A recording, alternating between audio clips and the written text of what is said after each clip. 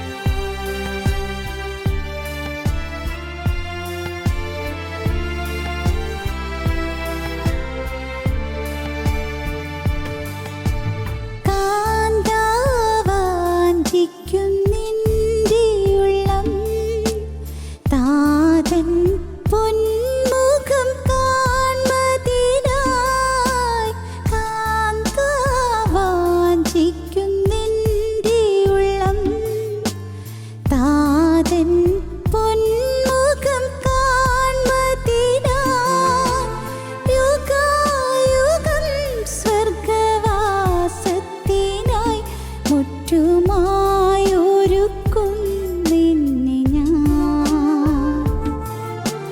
യുഗായുഗം സ്വർഗവാസത്തിനായി മുറ്റുമായൊരുക്കും നിന്നെ ഞാൻ.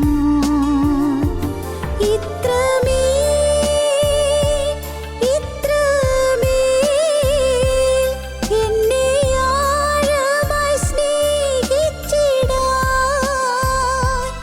എന്നിലെന്തു കണ്ടു നാഥാ. ഇത്രമേൽ എന്നെ സ്നേഹിപ്പാൻ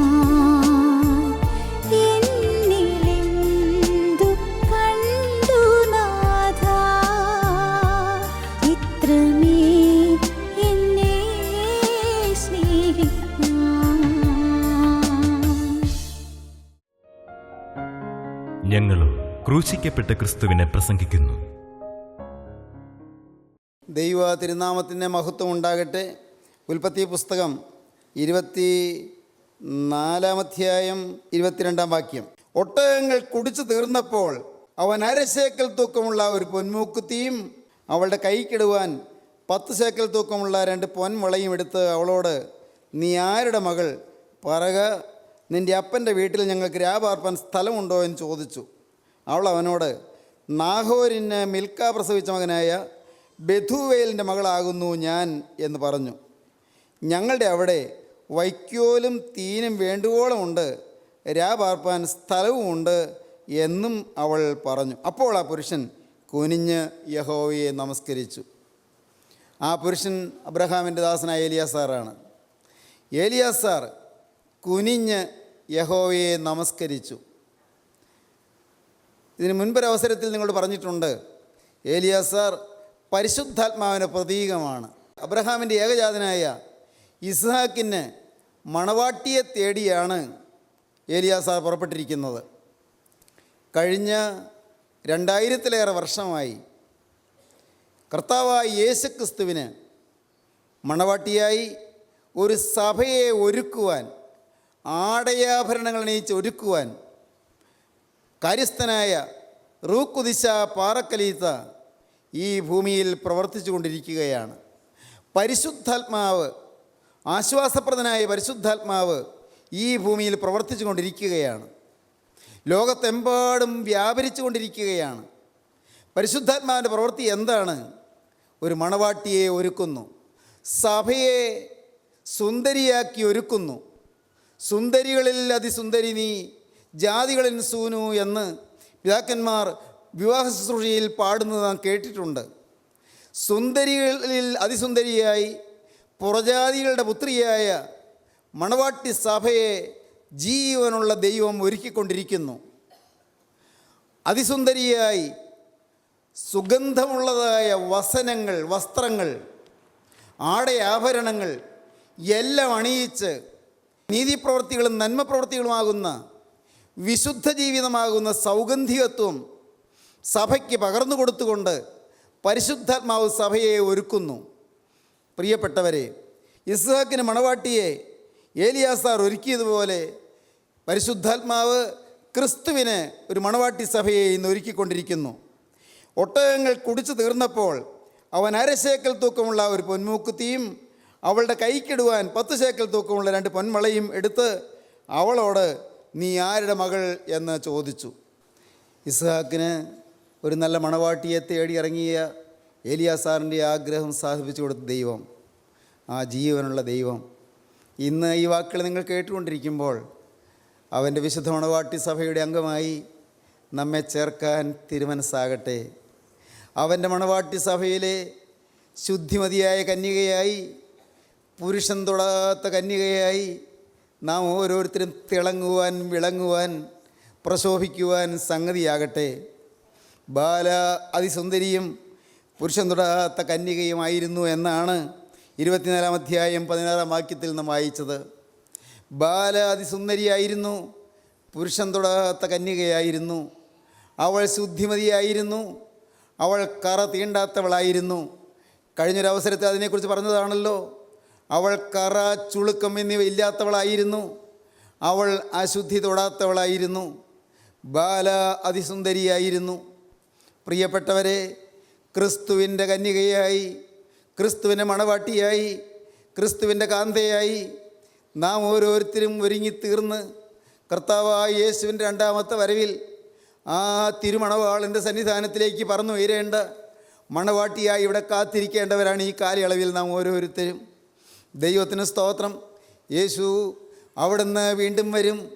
തൻ്റെ മണവാട്ടിയെ ചേർപ്പാൻ അവിടുന്ന് വീണ്ടും വരും. ഞാൻ ക്രിസ്തു എന്ന ഏകപുരുഷന് നിങ്ങളെ നിർമ്മല കന്യകയായി ഏൽപ്പിപ്പാൻ വിവാഹ നിശ്ചയം ചെയ്തിരിക്കുന്നു. അപ്പോസ്തലൻ പറയുന്ന വാക്ക് ശ്രദ്ധിക്കൂ. നിങ്ങളെ നിർമ്മല കന്യകയായി ഏൽപ്പിപ്പാൻ എന്നാണ് അപ്പോസ്തലൻ പറയുന്നത്. 2 കൊരിന്ത്യർ ലേഖനം 11 അധ്യായം 2 വാക്യത്തിലാണത് പറയുന്നത്. ഞാൻ ക്രിസ്തു എന്ന ഏകപുരുഷന് നിങ്ങളെ നിർമ്മല കന്യകയായി ഏൽപ്പിപ്പാൻ വിവാഹ നിശ്ചയം ചെയ്തിരിക്കുന്നു. എന്നാൽ സർപ്പം ഹവ്വായെ ഉപായത്താൽ ചതിച്ചതുപോലെ നിങ്ങളുടെ മനസ്സ് ക്രിസ്തുവിനോടുള്ള ഏകാഗ്രതയും നിർമ്മലതയും വിട്ട് വഷളായി പോകുമോ എന്ന് ഞാൻ ഭയപ്പെടുന്നതാണ് അപ്പോസ്തലൻ പറയുന്നത്. നിങ്ങൾ നിങ്ങളുടെ ചിന്താഗതികളിൽ മാറ്റം വരുത്തുമോ? നിങ്ങൾ അന്യപുരുഷൻ്റെ കൂടെ പോകുമോ?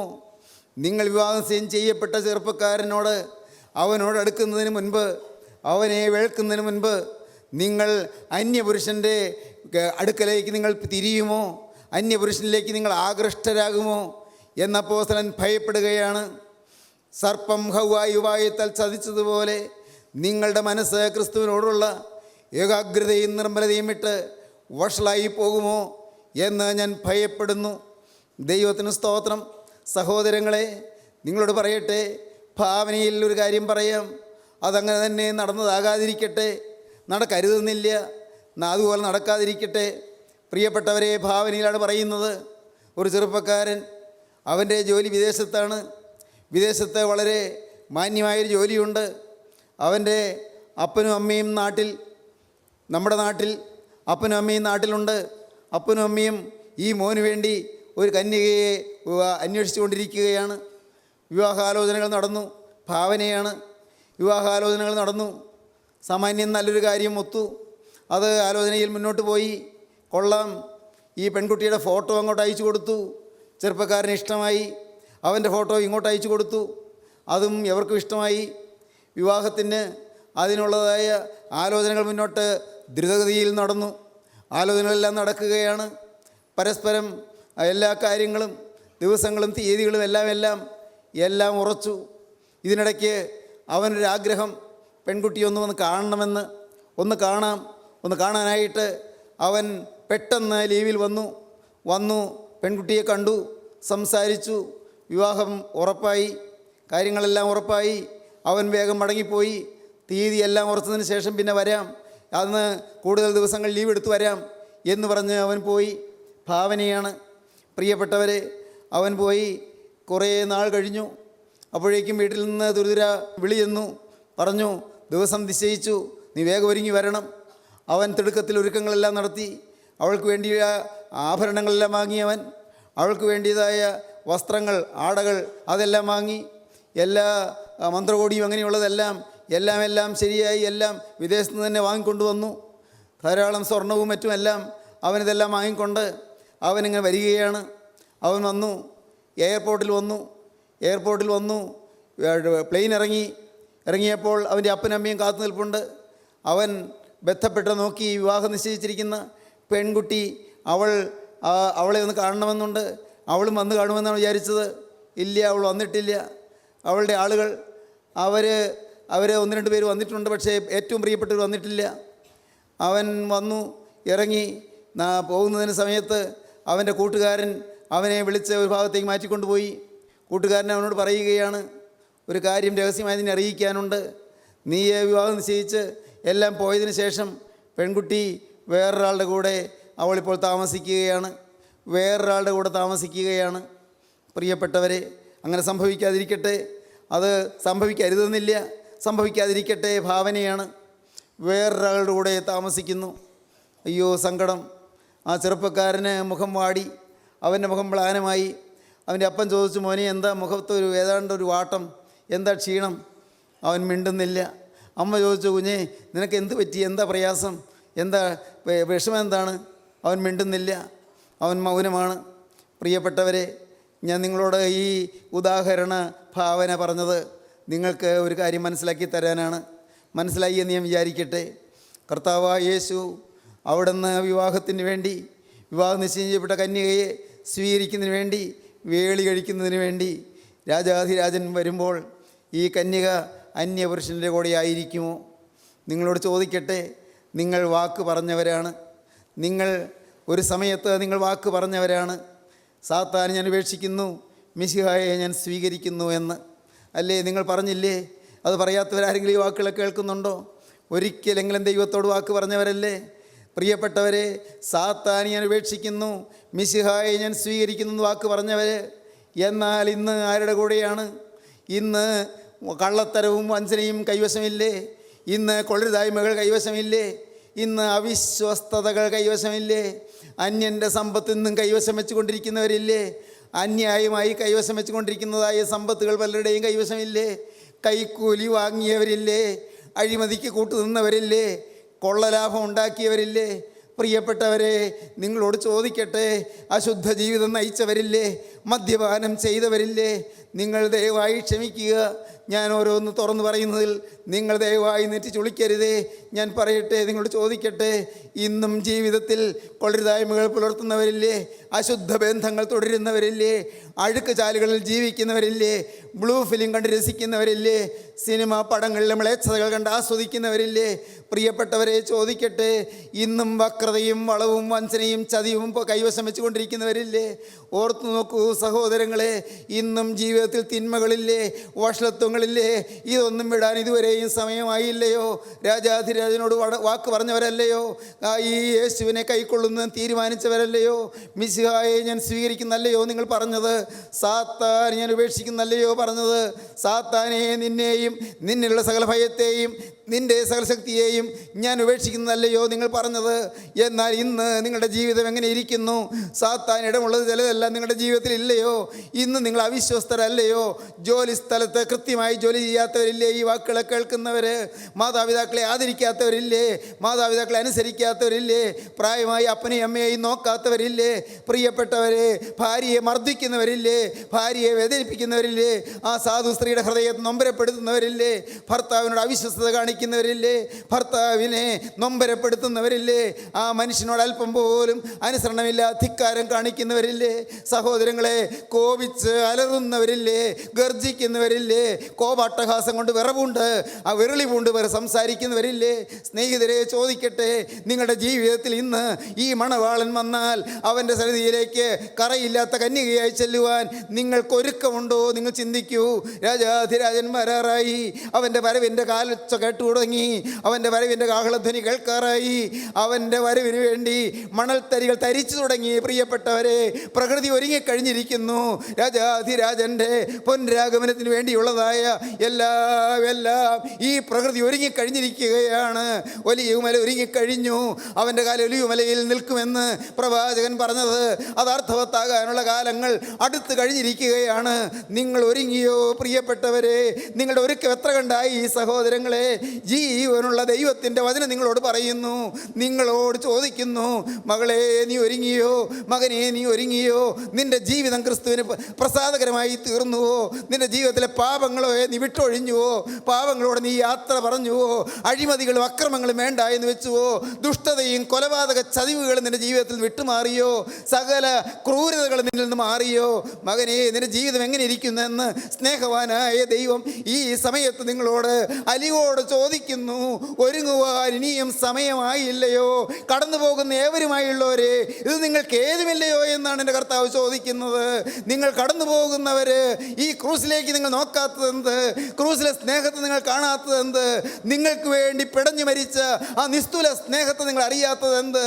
നിങ്ങൾക്ക് വേണ്ടി നിന്ന് ഏറ്റവൻ, നിങ്ങൾക്ക് വേണ്ടി പീഡയേറ്റവൻ, നിങ്ങൾക്ക് വേണ്ടി കന്ന തടിയേറ്റവൻ, നിങ്ങൾക്ക് വേണ്ടി മുഖത്ത് തുപ്പലേറ്റവൻ, നിങ്ങൾക്ക് വേണ്ടി നിന്ന് ആ വിഷയമായവൻ, നിങ്ങൾക്ക് വേണ്ടി വേണ്ടി ആക്ഷേപപാത്രമായവൻ, അവനത്രേ ചോര ചിന്തി കുരിശിൽ കിടക്കുന്നത്, അവനത്രേ കുരിശിൽ കിടന്ന് പിടയുന്നത്. അവൻ്റെ വേദന നിങ്ങൾ കാണാത്തത് എന്ത്? നിങ്ങളുടെ ജീവിതത്തിലെ ഓരോ വാക്കുകളിലെ തിന്മയും അവൻ്റെ ചങ്കിലേക്ക് കുന്തം പോലെ തറയ്ക്കുകയാണ്. നിങ്ങൾ അറിയുന്നുണ്ടോ? നിങ്ങൾ കാണൂ പ്രിയപ്പെട്ടവരെ, ക്രൂസിലെ സ്നേഹത്തെ കാണൂ. ആ സ്നേഹത്തിലേക്ക് നിങ്ങൾ ഓടി അണയൂ. ഇനിയെങ്കിലും നിങ്ങൾ വേഗം തിരിച്ചു വരൂ. ഇനിയെങ്കിലും പാപത്തോട് യാത്ര പറഞ്ഞിട്ട് അതിവേഗം രക്ഷകൻ്റെ കുരിശിൻ ചൂടിലേക്ക് ഓടി വരൂ. അവൻ നിങ്ങളെ മാടി വിളിക്കുകയാണ്. ഹല്ലേലൂയ, ദൈവത്തിന് സ്തോത്രം. അവൻ നിങ്ങളെ തേടി വന്നിരിക്കുകയാണ്. അവന് നിങ്ങളോട് പരിഭവമില്ല, അവന് നിങ്ങളോട് വഴക്കില്ല, അവന് നിങ്ങളോട് വൈരാഗ്യമില്ല, അവൻ നിങ്ങളോട് കോപിക്കുകയല്ല. അവൻ്റെ കോപം ക്ഷണനേരത്തേക്കേ ഉള്ളൂ, അവൻ്റെ പ്രസാദമോ ജീവപര്യന്തമുള്ളത്. ദൈവത്തിന് സ്തോത്രം. സന്ധ്യയെങ്കിൽ കരച്ചിൽ വന്ന് രാവാർക്കും, ഉഷസ്സിലോ ആനന്ദഘോഷം വരുന്നു. സന്ധ്യയിൽ കരച്ചിൽ, അനുതാപത്തിൻ്റെ കരച്ചിൽ, ഉഷസ്സിലോ സന്തോഷത്തിൻ്റെ ആനന്ദഘോഷം. അതെന്താണത്? അനുതാപത്തിൻ്റെ കരച്ചിലുണ്ടായാൽ അടുത്ത് തന്നെ സന്തോഷത്തിൻ്റെ ആർപ്പുവിളി ഉണ്ടാകും. ദൈവത്തിന് സ്തോത്രം. അനുതാപത്തിൻ്റെ കരച്ചിൽ, അനുദവിച്ച് കരയുക പ്രിയപ്പെട്ടവരെ. പാപത്തെ ഓർത്ത് അനുദവിക്കുക. തിരിഞ്ഞു നോക്കി ഓരോന്നോരോന്ന് പാപങ്ങൾ എണ്ണി കണ്ടുപിടിച്ച്, എൻ്റെ കർത്താവേ, എൻ്റെ ദൈവമേ, അരുതാത്തതെല്ലാം സംഭവിച്ചു പോയല്ലോ, പുറത്തു പറയാൻ ലജ്ജിക്കുന്നതെല്ലാം വന്നു പോയല്ലോ, എൻ്റെ കർത്താവേ, അയ്യോ, നിൻ്റെ തിരുമുൻപാകെ വരാൻ എനിക്ക് യോഗ്യതയില്ലല്ലോ കർത്താവേ, നിൻ്റെ സന്നിധിയിലേക്ക് ഒന്നണയാനുള്ള അർഹത എനിക്ക് ഇല്ലല്ലോ കർത്താവേ, എൻ്റെ സമൂലം പാപമാണല്ലോ കർത്താവേ, ഞാൻ പാപത്തിൽ പിറന്നവൻ. ദൈവത്തിന് സ്തോത്രം. ഞാൻ പാപത്തിൽ ജീവിച്ചവൻ കർത്താവേ. ഞാനൊരിക്കലും സമർപ്പണം എടുത്തെങ്കിലും സമർപ്പണത്തിൽ നിന്നെല്ലാം പിറകോട്ട് പോയി കർത്താവേ. സ്നേഹം നഷ്ടപ്പെടുത്തി കളഞ്ഞു, ആദ്യ സ്നേഹം കളഞ്ഞു കുളിച്ചു കഴിഞ്ഞു. എൻ്റെ ദൈവമേ, എൻ്റെ ജീവിതത്തിൽ നീ തന്ന കരുണയും വാത്സല്യവും എല്ലാം തുച്ഛീകരിച്ച് കളഞ്ഞു. എൻ്റെ ദൈവം എന്നെ സ്നേഹിച്ചെന്നെ കഴുകിയതെല്ലാം വ്യർത്ഥമാക്കി കളഞ്ഞു. നിൻ്റെ തിരക്തത്താൽ എന്നെ കഴുകിയതാണ്, എൻ്റെ മേൽ നിൻ്റെ കൃപ ചൊരിഞ്ഞതാണ്, എൻ്റെ ഉള്ളിൽ നിൻ്റെ ജീവജലം പകർന്നതാണ്, എൻ്റെ ബന്ധനങ്ങൾ നീ അഴിച്ചതാണ്. എന്നാൽ അതെല്ലാം മാറി, ബന്ധനങ്ങൾ മുറുകിപ്പോയി കർത്താവേ. ഇന്ന് വീണ്ടും കെട്ടുകൾ വന്ന് മുറുകിപ്പോയി, ഇന്ന് ബന്ധനങ്ങൾ വന്നുപോയി. എൻ്റെ ദൈവമേ, പാപം എൻ്റെ മേൽ അധീശത്വം കർത്തൃത്വം നടത്തി കഴിഞ്ഞു കർത്താവേ. എന്നോട് പൊറുക്കണമേ, എൻ്റെ പാപക്കറകളിൽ നിന്ന് എന്നെ കഴുകിയെടുക്കണമേ, എന്നെ ശുദ്ധീകരിക്കണമേ. ദൈവമക്കളെ, നിങ്ങൾ പ്രാർത്ഥിക്കുമോ? ദൈവകരങ്ങളിലേക്ക് നിങ്ങളെ ഏൽപ്പിക്കുമോ? ബാല, അവൾ അതിസുന്ദരിയായിരുന്നു, പുരുഷൻ തൊടാത്ത കന്യകയായിരുന്നു. ദൈവത്തിന് സ്തോത്രം. എലിയാസാർ ഉറ്റുനോക്കി ചോദിച്ചു, നീ ആരുടെ മകൾ? പറക, നിൻ്റെ അപ്പൻ്റെ വീട്ടിൽ ഞങ്ങൾക്ക് രാപാർപ്പാൻ സ്ഥലമുണ്ടോ എന്ന് ചോദിച്ചു. അവൾ അവനോട്, നാഹോരിന് മിൽക്ക പ്രസവിച്ച മകനായ ബെഥുവേലിൻ്റെ മകളാകുന്നു ഞാൻ. കണ്ടോ, അവൾ വിശദീകരിച്ച് പറയുകയാണ്. എന്തിനായിരിക്കും ഇങ്ങനെയൊക്കെ പറഞ്ഞത്?